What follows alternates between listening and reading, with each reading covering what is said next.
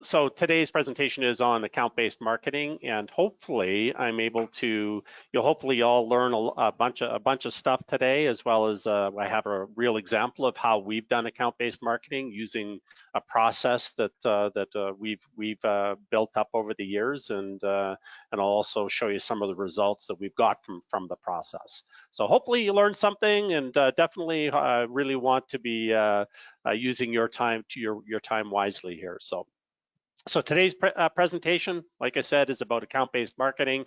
Account-based marketing, of course, is aligned with account-based selling, so I will be talking a little bit about that. But really, I'll go through this process of how, like I said, ourselves as a company, we're doing account-based marketing.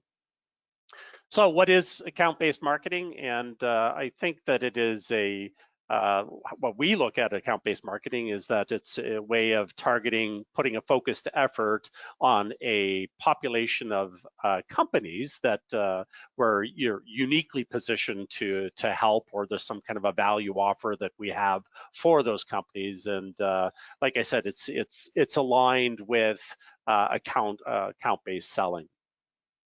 And why are we doing it? I think it's a case that it's more of a strategic approach, as you will see, is we all, no matter what we're doing out there today, is whatever we are selling or marketing, let's face it, you know, there is a unique set of companies or that we are offering resonates with. And if we know that there is this set of companies that our offering resonates with, why not focus the effort on growing that piece of the pie? And really, it's a better connection internally as well, because if it's a case that we know where we've gotten our successes, our sales team feels the excitement of the successes, and it allows us to, as a company, to our marketing and sales teams to work closer together. So I think that if we look at traditional marketing versus account-based marketing, some of the benefits of account-based marketing is really, we know the segment. It's something that, like I said, we've identified that we've had some successes with, or we are uniquely positioned to attack. So we control the messaging, we control the direction. We're really aligned from a sales and marketing perspective. It's something that we as a company are tackling as a mountain to climb together. And the reality is that there's lots of data available, whether it's anecdotal or research or what have you. If it's a case that you're doing account-based marketing, there isn't the spray and pray. You know, definitively what the audience is, what the description of the audience is, and it's a real strategic play. Traditional, it's really, you get what you get, right? Is that we apply pressure to a population, and some leads fall through the crowd, come into the business as a result of it. So if we're just doing, just broad strokes marketing, and if something comes up, we send it to sales. Quite often the marketing folks will be putting a little bit of lipstick on the pig, so to speak, saying, "Oh, this is such a great lead. You're going to do so much with it." But the reality is, they do uncover a few new diamonds. Like, wow, our offering actually fits so nicely in this new vertical. But the reality is that it's reactive. Right? So traditional marketing is quite often reactive, where you respond to things that happen as they happen. Whereas account-based marketing, you have sales and marketing strategically aligned, and you're focused on the efforts. So at the small scale, I think we've all done this. Our sales folks have done this. Maybe they've the salespeople built up a list of companies that they've been doing business with or are very close to doing business with, and they walk down the hall and talk to a marketing person who will lend a little bit of their time and say, "Hey, can you send out a mailer, a personalized mailer to these folks so that I can engage with them?" And if the marketing people are playing nice, they say, "Yep, we have time. We'll take your little list of accounts and companies in the accounts and send a personal invite or a personal message or some type of thing." And then sales follows up with that group of people. So I think everybody has done something like this on the small scale. On the large scale, now we're taking bigger steps. and we have a bigger population of prospects or audience that we're targeting. So with a bigger population, we have statistics, right? The statistics are actually are relevant, right?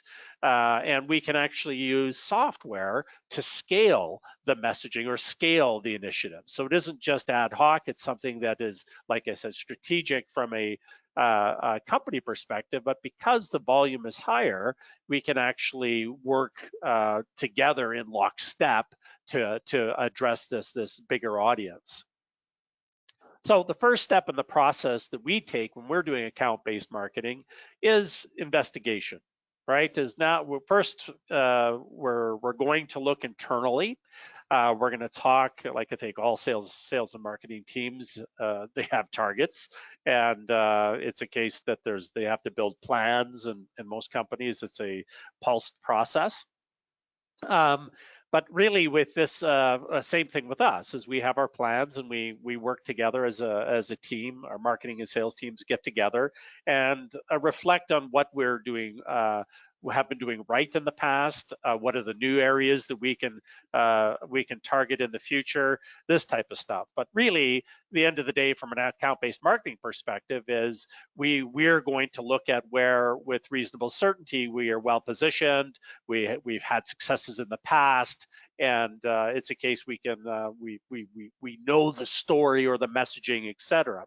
So we go through this process of investigating as what is it that we have from a data perspective, what do we have from a product perspective, what are the products that we're, or the enhancements to the products we're going to release this year.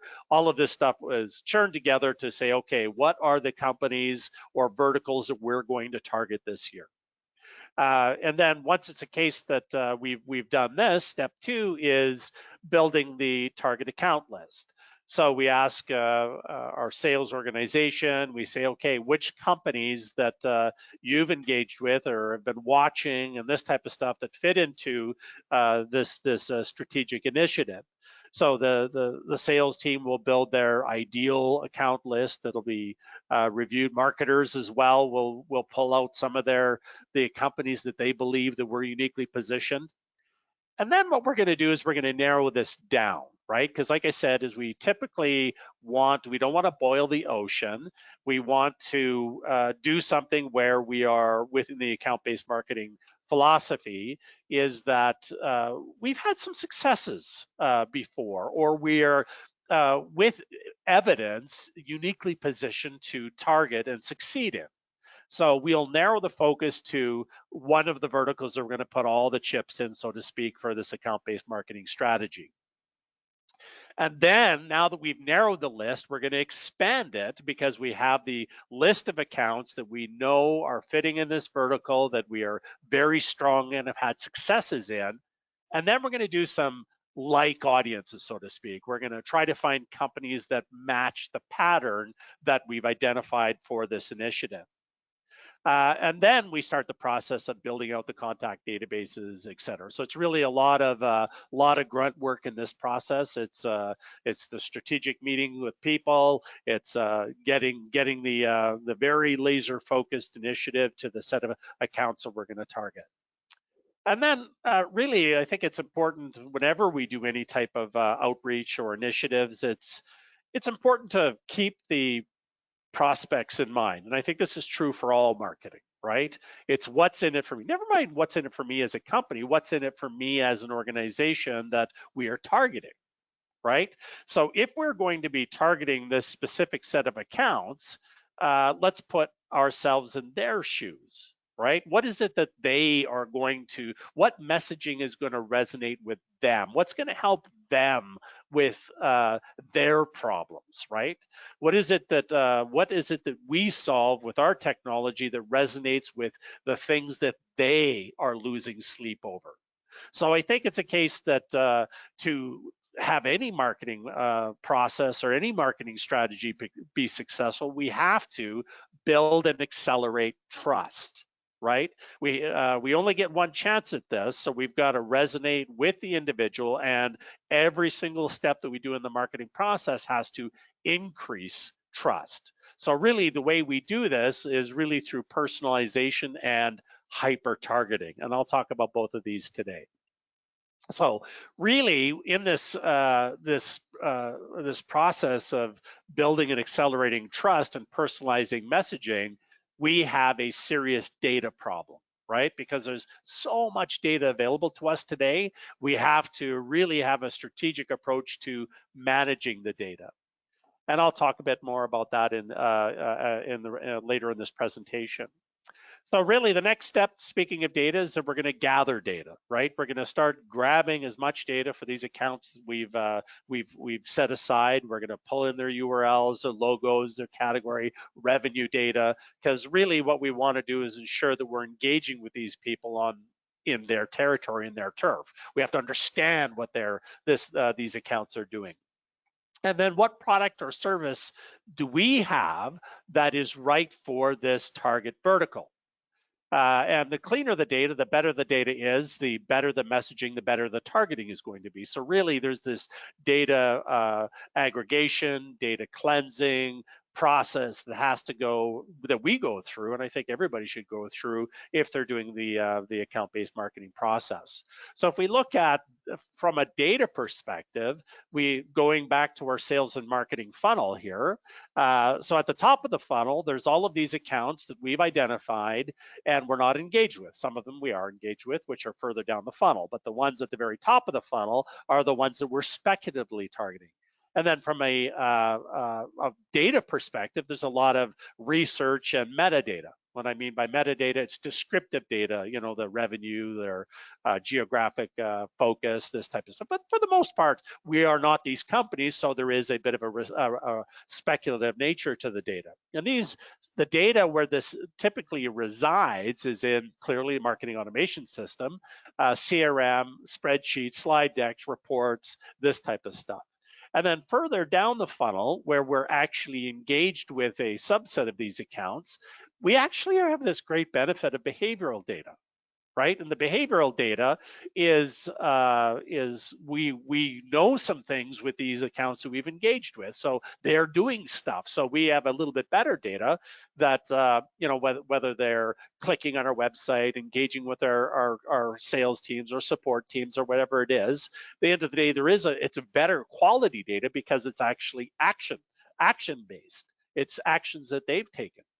And then further down, of course, we get direct engagement data, which is factual. And this is where salespeople are talking to salespeople, prospects, where we have support people or people engaging with chat or social or any of this type of stuff. And this is fantastic data. And really, through the process of collecting the data, we have to have a system of reflection of the data from the quality data all the way up. So we're updating all of our data models upstream. So we should have a system or an approach to moving the data and keeping our data mapping accurate. So really the next phase of this is really synchronizing the dance moves, as we call it, where we've got our accounts, we've got our data problems not solved but tackled, and really what we need to do is ensure that sales and marketing are talking and there's feedback loops from a human perspective, so that our teams are talking, we're not stepping on each other's toes, and anything that happens in marketing will actually be reflected into the sales organization. So if we think about this from a funnel perspective, really there's two main systems that are used by, I think, marketers today. There's the sales systems, there's the marketing systems.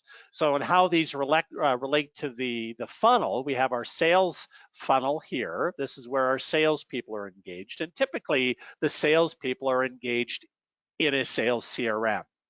And the marketing funnel, which is superimposed on the sales funnel, is of course much larger. So typically the marketers will have some type of marketing tools or marketing automation system where they are engaged at the top of the funnel.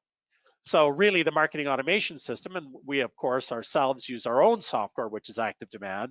The marketing automation system is the tool set used by marketers for applying pressure to a population of people to create sales-ready leads. It is the system of record for everybody that is not yet ready for sales engagement. And once a prospect responds favorably to the marketing activities, they cross this boundary here. And the philosophy we take is when we pass that lead off to sales, we now push this into the CRM. And at this point, the CRM becomes the system of record. Why? Well, up here, no matter how good we are as marketers, there's a lot of inference and assumption. But as soon as we have people talking to people, that has to be the truth. So anything that happens in the CRM has to be immediately reflected into the marketing system so that we have our synchronization of dance moves. So it's really about a philosophy of data ownership. So the data master here is for all the people not ready for sales. The data master, once we're engaged, is with salespeople, is the CRM. And this reflection has to happen.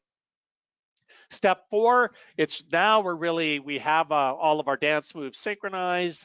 Now we're really, this is where the rubber meets the road. We're starting to get the, put some effort into this. So we've defined our buyer personas. We've thought about how we're going to attack this segment. We've got some always on type of marketing like audience targeting, whether it's through Facebook or ad roll, etc.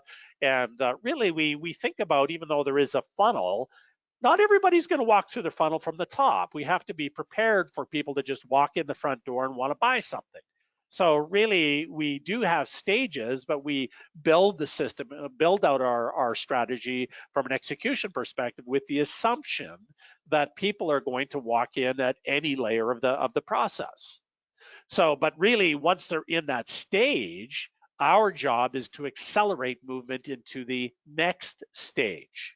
So we define the stages of the buyer journey and make the assumption people can walk in, but all of our strategic effort in the stages is to try to get the person to move out of the stage and downstream into the next stage. And back to the accelerating trust, we have to think about the emotions that the people are going through at each stage. And if we can engage with them emotionally and really paint this picture of how nice things are at the next stage and how their pain will be going away as they move forward, then I think we'll get this resonation. This messaging will resonate. And we'll typically use our platform to analyze the buyer journeys, right? See where people are, see the volume of people. And when I'm saying people, I'm not saying stats, I'm saying actual people, right? And we'll poke in and look at each, do little samples of individual people and see what they are actually engaging with, you know, whether what the people have been doing, what pages they've been visiting, what are the sales calls looking like, etc. So because we can't forget, this isn't just a process of moving a whole bunch of numbers through a process, it's moving people.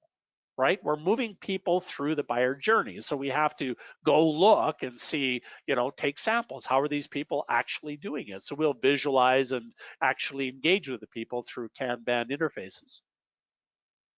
Now, again, back to accelerating trust and building these personal journeys. Really, we want to ensure that if somebody, like there is going to be multiple touch points, and we want to ensure that if people do engage with us during one of the touch points, when they come back to us, they're not having to go to step 1, right? So if we've pushed them along or they've walked along and we've walked with them through the buyer journey to a lower stage of the funnel, so to speak, if they come back to engage with us, we can't have them, you know, starting from square one.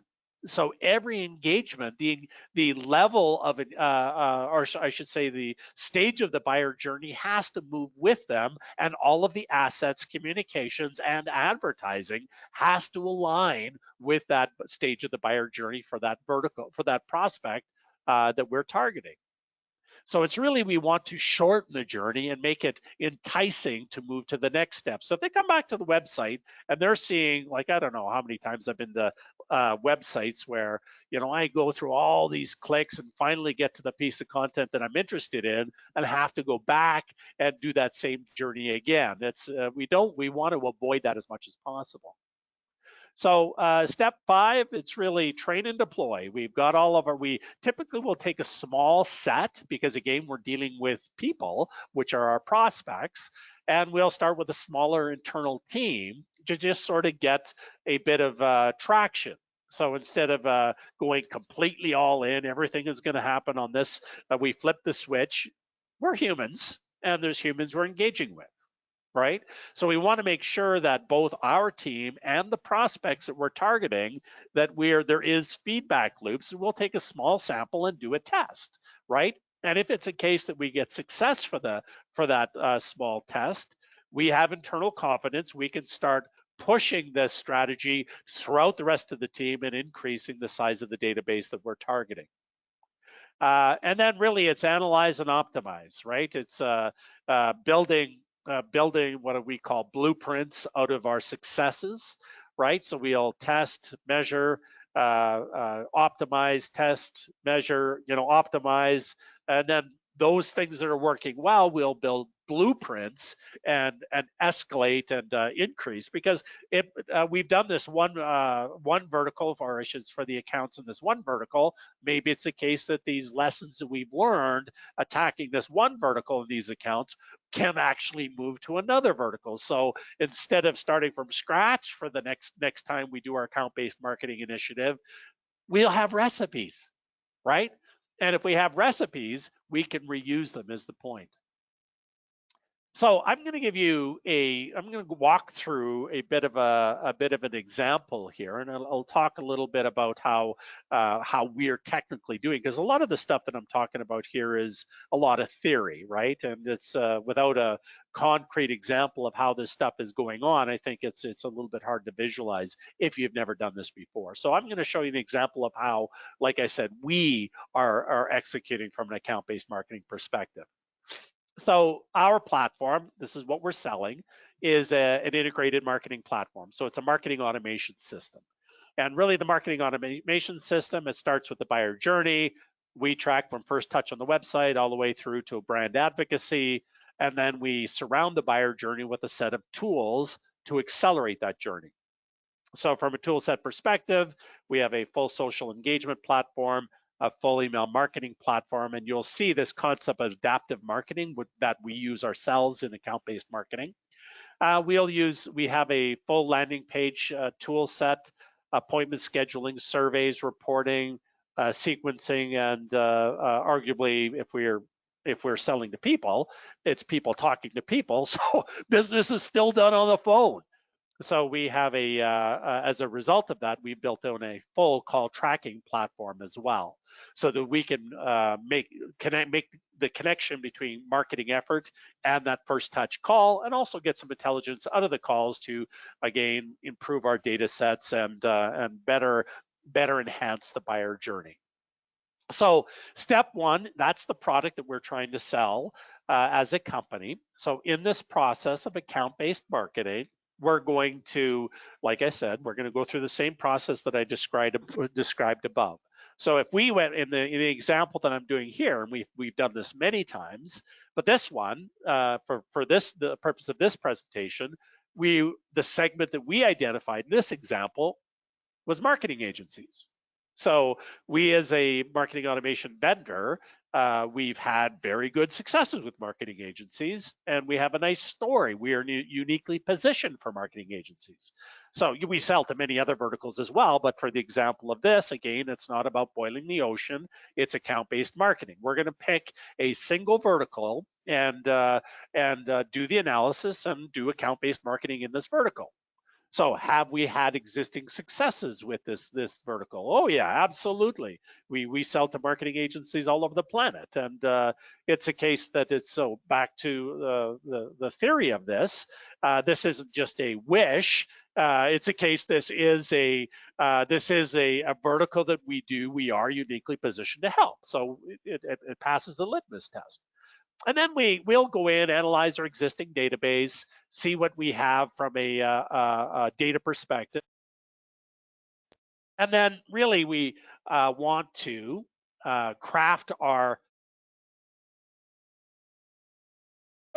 our unique pitch and positioning for this segment, like I mentioned before. So really, we looked at the data. We have a good starting point, a good seed for this account-based marketing process, and we do have a buyer persona, and we do have some products that we are positioned for this segment. So in step 2, this is where we are going to build our account list. So we internally, at the time when for this example, we had about 10,000 agency domains.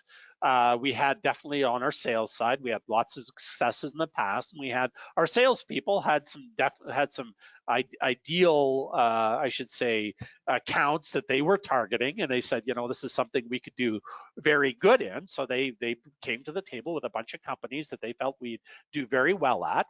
And what we did is we narrowed the focus, because there's all kinds of marketing agencies out there. And really, for this example, the target we were going to address was those agencies that are digital and retainer focused. And retainer is a term used by agencies if they are not just doing great big projects, they have ongoing relationships with their clients.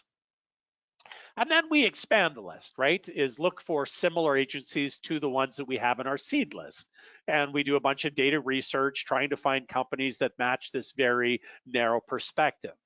And then we build out the contact databases through public sources and LinkedIn and this type of stuff. So we go through this process of building out our contact database.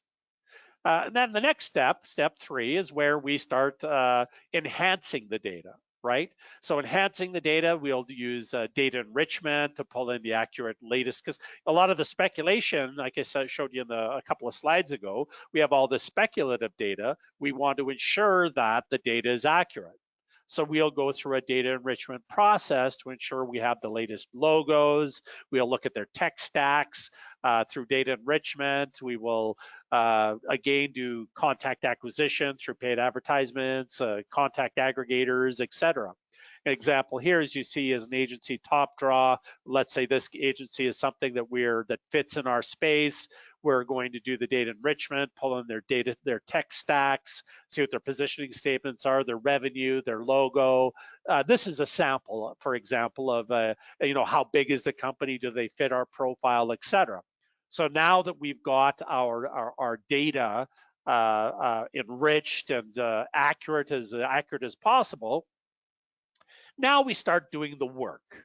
Right now, this is where we're going to start building out our ad campaigns, our retargeting lists, our retargeting concepts, our web assets, engage with the sales, make sure that the sales script is on target for our initiative.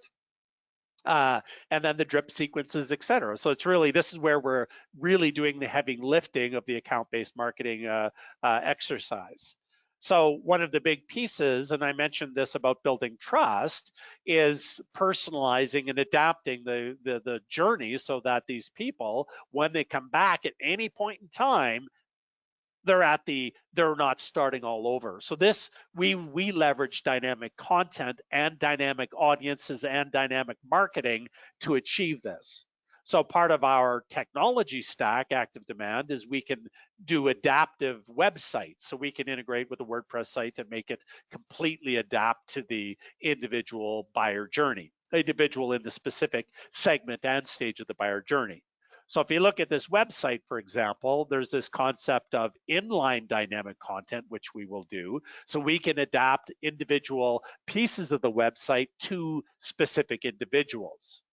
And then we have all the overlays like subscriber bars, push down bars, tool tips, and the adaptive audiences and the advertising. And of course, which we use very rarely, but we do it sometimes, is the concept of a pop-up. So with this example of account-based marketing, we're targeting these agencies, we have their logos, and if we know these people, it's a case that if we can send them a mail out and they engage with the mail out, they'll come to the website will adapt to the individual. So you see the messaging on the website for this guy, Adriel, who works for TopDraw, is very different than our generic website pitch. So here it's a case we're going to have his name, We're going to give him the unique pitch. This is the main hero banner on our website. This is not some landing page. We're going to inject his logo onto the computer screens. We're going to put the logos here, and as well, the if it exit attempt, subscriber bars or tooltips, any of this type of stuff. We're going to actually inject his logo onto the reports on our website as well as his domain. So really a lot of subtle stuff, but we're really hopefully adapting the messaging that aligns with the emotional needs of this person, Adriel, who works for this company, TopDraw. And little subtle things, like I said, is the domain, right? The domain and the logos. It's this type of stuff that really, when the person comes back to the website, it isn't just about what we do for agencies, it's what we're going to do for TopDraw, and specifically Adriel at TopDraw. And we'll actually put their cityscapes, this type of stuff, to really wrap this person's journey is the idea. And we will do behavioral retargeting as well.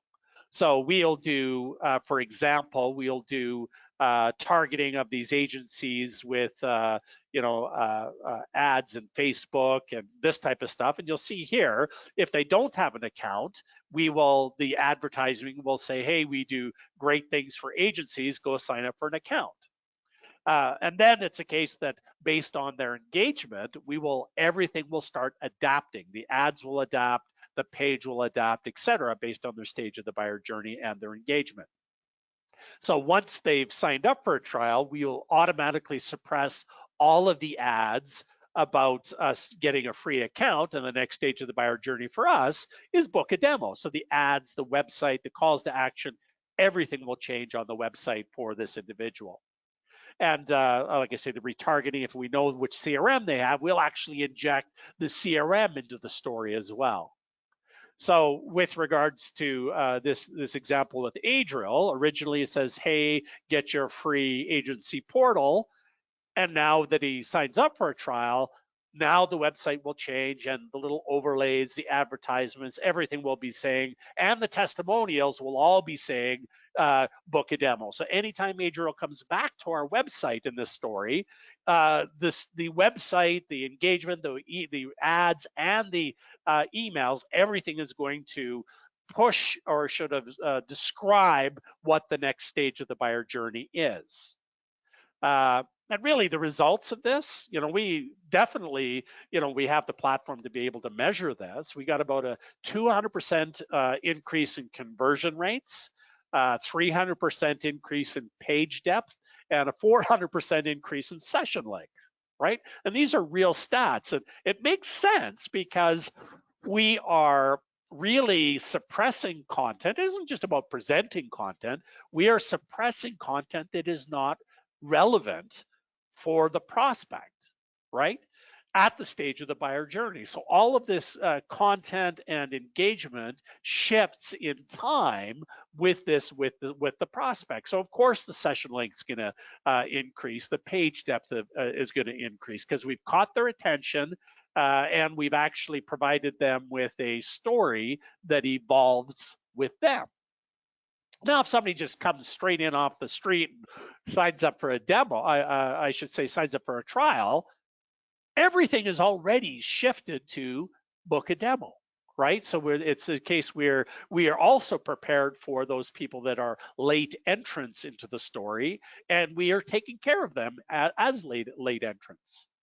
So really, hopefully I've given you a few ideas here as far as account-based marketing goes. And I think we just got to think about best practices. And I think the biggest one to take away from this is don't boil the ocean, right? It's keep it simple, really. It's keep it, focus on that which you're doing well. It's accelerating that's which you're doing well in. So instead of saying, gee, we're doing great business with florists, I think we should go tackle McDonald's as a fast food chain. It's great. It'd be a great account to land, but have you ever done business in that space before? Do you have traction? Find out that what you're doing well at and accelerate. That's really part of the account-based marketing philosophy.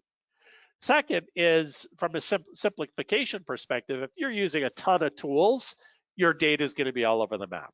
You're not going to be able to see and actually visualize the buyer journey because the buyer journey is spread out amongst a whole bunch of tools. So consider simplifying the stack in this process. As well, and I showed you here, is think about the behavioral engagement, right? What is the prospect doing that indicates that they are engaged, are at a specific stage of the buyer journey? What is it the prospect has to do to indicate that they have moved to the next stage of the buyer journey? And this can't be, like I see this when I look at sales funnels. It's sent to quote or, sent to proposal. That's something you did. I think what is it that the prospect did is really part of the measurement. So really they requested a quote. That's the action that we're trying to get these prospects to take. And don't forget about the emotional engagement, right? These are people. You're engaging with people. It's a case that and the best way to engage with people is emotionally. And remember, what's in it for me? In other words, what's in it for the prospect? Make sure that you are delivering value at each stage of the buyer journey. So that's pretty much it. Hopefully, I've given you a bit of ammunition and give you some concepts that you're able to take away to accelerate your buyer journeys and think about account-based marketing as a way to grow your business. I'll pass it back and answer questions. Awesome. Thank you so much for all of that info. We do have some questions here. So the first one, it looks like it came early on in the presentation. Paul asked, what is a statistically relevant size of a list to start with? And how big should it be at minimum? That is a really good question. And I think that it's there's two stories there with the list size. One is the size of a contact list in an account, and the second one is the number of accounts, right? So I think that list size is for statistical relevance. I think you have to think about, for us when we're doing ours, we targeted 10,000 companies. You don't have to go that's a lot, in my opinion. There could be the case like in my previous company, I was doing industrial software sales, and we had 3 or 4 accounts that we were doing very well in, and they were big accounts, right? Like Honeywell, ABB, Emerson Process Management, and these are companies that, like Honeywell, I think 130,000 people. So it's really what's the account list doesn't have to be so great, but do we have access to the contact database that is inside these accounts? And I think that if we're dealing at really, I think list sizes of 1,000 and above are statistically relevant. I think if you're dealing with anything less than 1,000, it's really just a whole bunch of outliers. Okay, awesome. Carissa just asked, how do you deal with spam filters? How do we deal with spam filters? And I think, if I go back a slide, 1 second.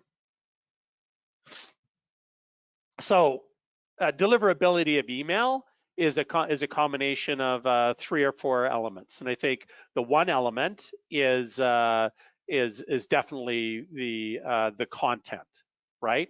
If you are sending content that is generic and has phrases that are useless, like free or $1 million or I have money in Nigeria that I'm trying to get out, right? The content's got to be real. And it's about delivering value too, right? So if you are sending messages that are absolutely high value to the recipient, they are going to engage with it, right? So always deliver value, right? Always put what's in it for me. The other elements for spam filters is domain reputation, right? So if it's a case you're always delivering value and your content is always on mark when you're sending emails, you're going to have people engaging with them. They're not going to report you for spam. They're going to engage with the emails. Clean lists, right? This is another important one. Make sure that the lists that you're engaging with are either opted in, right, or with high certainty are qualified. There's lots of tools out there that we use that do sort of assure that the data that we're using is accurate. And I think the third one is you have to think about the laws, right? Is different countries have different laws. In the EU, you've got to be GDPR compliant, so you've got to be. It is purely opt-in. Same thing with Canada, right? Other countries, it's a best practice, but again, it's back to this bullet number 5 is deliver value, right? If you're always delivering value and you're getting the right message to the right people, it's no longer spam. Okay, perfect. And like we had some logistics questions. Another question, what would you say is the most important aspect to consider in ABM? The type of data used in targeting, segmentation, personalization, or something else? Yeah, I think it's the case. It's back to that deliver value is make sure that the accounts you're targeting is so if you have value is the underlying theme in all of this. It's the case that like I mentioned early in this presentation is pick that which you're doing well at and accelerate it, right? So if you've already got traction with a specific set of accounts, you know what it is that's the magic that uniquely positions you with those accounts. And if that unique positioning statement is your CEO golfs with their CEO, that's not scalable unless your CEO is going to spend a lot of time golfing, right? So it's got to be something that is truly of value to the client. So if it's a case like this client Acme Inc. buys from us because we are the only company in the world that does this for people in Acme Inc.'s vertical, that's a fantastic story, right? So once you've got that down, then you've got to make sure that your data is accurate because you're building trust. So data is definitely critical. And what goes hand in hand with building trust? Personalization, right? Get the message on target, right? For that vertical. Okay. See, and then personalization seems to play a big role in account-based marketing. How do we decide on when to use automated personalization versus actual human follow-up in marketing? So I think we've just got to realize again, there's people that we're marketing to, right? These are real people. So we're pretty brash. We put the people's name on our website because that's what we sell. I wouldn't go that far unless you really know the account and there's going to be no shock to it, right? You need to get the robot out of the room, right? And if you come to the website and the robot's out of the room, like I give an example of an ad with a CRM in it. If we know the prospect has, for example, we know with certainty they have pipeline deals as a CRM, and our website's talking all about pipeline deals, it's fairly subtle, right? We don't have to put their name on the website, but the personalization is aligning the content with the information we have on the prospect. So it's a case that there is a human follow-up to it, and like I mentioned, is we actually spend a lot of time analyzing actual people in their buyer journeys, and we do take corrective action if we see that the data is wrong. So for example, if we see that somebody, like I mentioned, is interested in pipeline deals, and that was because they came from the Pipeline Deals website and came to our website, we are inferring that they have pipeline deals. And then a salesperson follows up and they find out, no, they actually have Salesforce. Very quickly, we'll adjust it so that the messaging aligns with it. So you've got to keep people in the process at all times. But it's fine to use automation, I think. So I don't know if that answers the question. I think it's a case that you have to get the robot out of the room is the reality if you're using automation. Okay, thank you. And we are looking at using ads as part of our ABM strategy. What is the difference between using retargeting and behavioral ad targeting? That's a very good question. So if you've ever done retargeting, you can, for example, put a pixel on your website. Like for example, us, we have a landing page tool.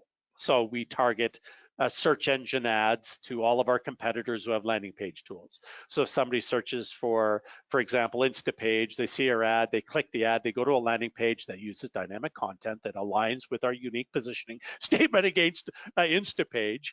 And it's a case that we can retarget that person who clicked the ad now with landing page with landing page ads, right? It's inference, but it's fairly good inference. So that's basic retargeting.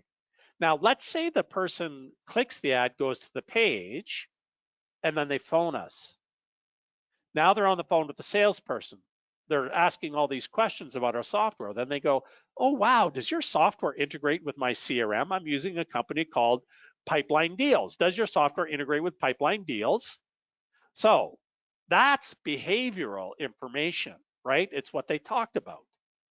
So it's a case that, or if maybe they clicked around or something, but in this case, they talked. And because we have a call tracking platform that analyzes the conversation, our call tracking platform will detect that that person on the phone has pipeline deals, right?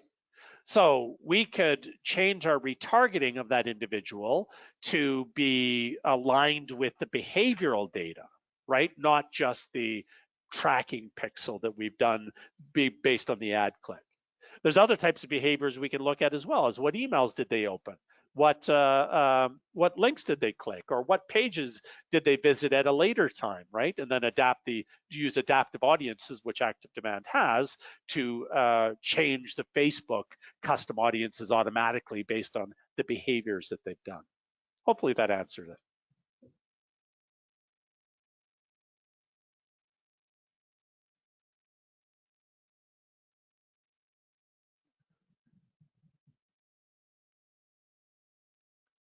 Any other questions in there?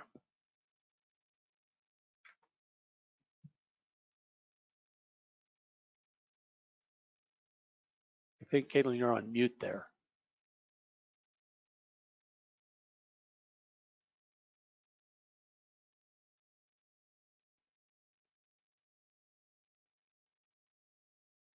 Oh, I think we've lost our host here. There we go.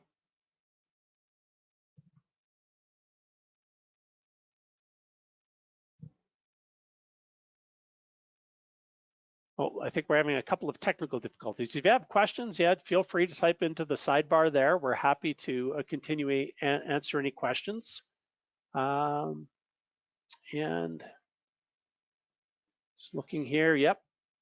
Feel free to, yeah, and if anybody else on the phone here, if you don't have questions, we will be sending a recording of this after the presentation.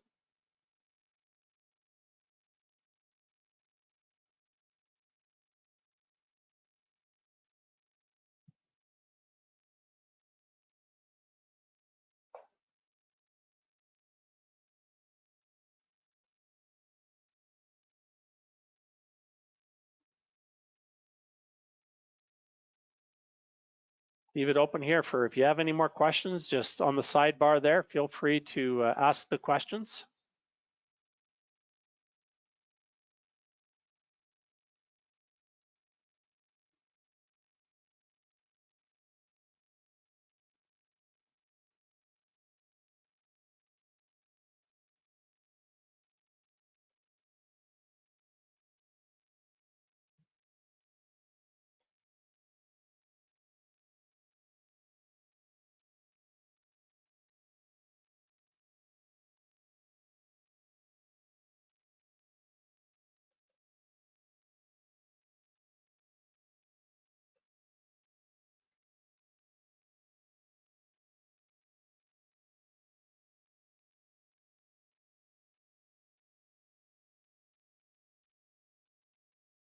Okay, it doesn't look like there's any more questions here. So yeah, I think there's going to be a survey as you exit. So yeah, with that, definitely thank you for taking the time to